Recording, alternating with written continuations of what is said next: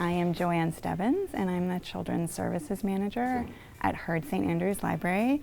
My Friday pick is Miss Odell, My Hard Days and Long Nights with the Beatles, the Stones, Bob Dylan, Eric Clapton, and the Women Who Loved Them. It's by Chris Odell. So the book is a memoir of Chris Odell.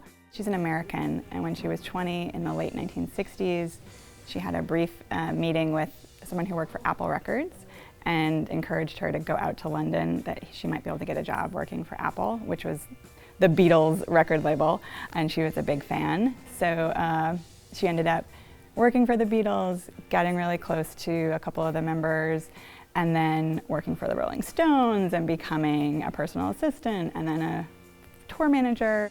My parents are both big music fans, and my dad loves the Beatles, so I grew up listening to all of their music and looking at all of their records and kind of poring over the covers.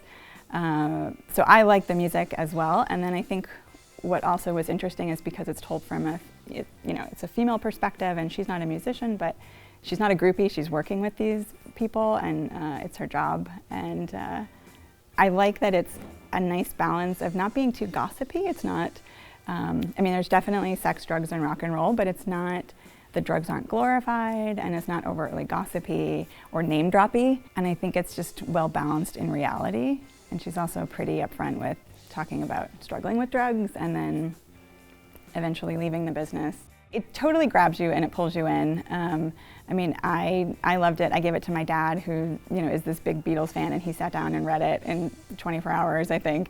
I loved that it was relatable. I think her story is just, as a woman in the world, trying to find herself and figure out what she is and who she is outside of her job. That part was really relatable and kind of kept me interested.